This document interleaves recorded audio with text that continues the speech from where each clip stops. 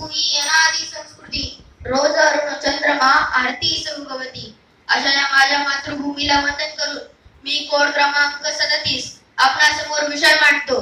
पाणी हे जीवन. मित्र हो, शास्त्र असं सांगतं की पृथ्वीची निर्मिती पाण्यापासून झाली व संशोधन सांगते की पहिला सजीव हा देखील पाण्यातूनच निर्माण झाला. थोडक्यात काय, अभोजनाने जीवितुम भवते विना जलमतु सर्वही नश्यते. या सुभाषिकाचा अर्थ असा होतो, जर एक वेळेस जेवण नसेल तर चालेल, परंतु जर पाणी नसेल तर सर्व कार्य थांबेल. मित्र हो, पाण्याला माणसाचा मित्र का म्हटलं असावं? प्रेमिका हा शब्द प्रयोग का केला नसावा? कारण प्रेम हे माणसाला आयुष्यभर साथ देईल याची शाश्वती नसते.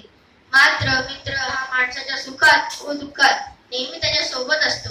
अगदी त्याचप्रमाणे पाणी सुद्धा माणसाच्या सुखात व दुःखात त्याच्या अश्रूद्वारे असते. म्हणूनच कदाचित पाण्याला जलमित्र म्हटलं असावं. खरं तर 71% पाणी आणि 29% जमीन हे गणित जवळजवळ आपण सर्वांनाच माहिती आहे.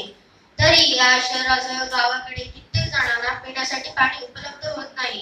खरं तर पृथ्वीवर किती पाणी आहे त्याहून जास्त आपण किती पाण्यात आहोत हे माहीत असणे जास्त गरजेचे आहे.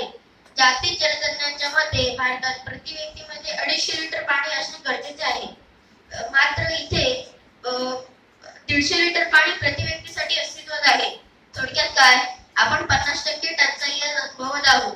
मग पाणी प्रश्न निर्माण व्हायला नेमकं जबाबदार कोण? तर बदलती जीवनशैली, सांडपाणी आणि परदेशातील संस्कृतीचे अनुकरण व पारंपरिक पद्धतींचा ऱ्हास. ज्या ठिकाणी आम्ही कपडे व धुणी भांडी करण्यासाठी पारंपरिक पद्धतीचा वापर करायचो, त्याच ठिकाणी आज आम्ही वॉशिंग मशीनकडे वळलो. ज्या ठिकाणी आम्ही पारंपरिक पद्धतीने आंघोळ करायचो, त्याच ठिकाणी आज आम्ही शॉवर खाली बसून पाणी वाया घालायला लागलो. थोडक्यात काय, जी कामे करण्यासाठी आपल्याला 10-10 लिटर पाणी लागायचं, तीच कामे करण्यासाठी आज आपण 100-100 लिटर पाणी वापरायला लागलो. आणि यामुळे निर्माण झाला तो पाणी प्रश्न. पाणी प्रश्न निर्माण व्हायला नेमकं जबाबदार कोण? महाराष्ट्रात एकूण 3267 प्रकल्प आहेत. त्यापैकी 267 प्रकल्प जरी पूर्णत्वास गेले असते तरी महाराष्ट्रातील 357 तालुक्यांना कधी पाणी प्रश्न भेडसावला नसता. दुर्दैवाने वर्षानुवर्ष रखडलेले पाणी प्रकल्प, शासनाच्या विविध योजना आणि त्या योजनांना पूर्णत्वास नेणारे लोकप्रतिनिधी व विकास कामांची दूरदृष्टी नसलेली मानसिकता या जबाबदार आहे असे म्हटले तरी वावगे ठरणार नाही. मग पाणी प्रश्न सोडविण्यासाठी उपाययोजना करणे गरजेचे आहे का? तर मला वाटतं या पाण्याच्या आजाराला आता उपचाराची नाही तर काही प्रतिबंधात्मक उपाय करावे लागतील. नाहीतर भविष्यात पाणी हे आपल्याला औषधासारखे वापरावे लागेल. पाणी प्रश्न सोडविण्यासाठी भारताचे माजी पंतप्रधान अटल बिहारी वाजपेयी यांनी आणलेली नदीजोड संकल्पना, जी भारतात अजूनही अस्तित्वात आहे. जर तिला उर्जिरावस्था दिली तर कदाचित पाणी प्रश्न सुटू शकतो. जल जीवन मिशन, महाराष्ट्र प्राधिकरण, नल से जल योजना, महाराष्ट्र जल संवर्धन योजना अशा कितीतरी योजना आज आपल्या महाराष्ट्रामध्ये आहेत. त्या परिपूर्ण करणे गरजेचे आहे. पाण्याच्या कितीतरी योजना आज आपल्याला कागदावर अडकलेल्या दिसत आहेत.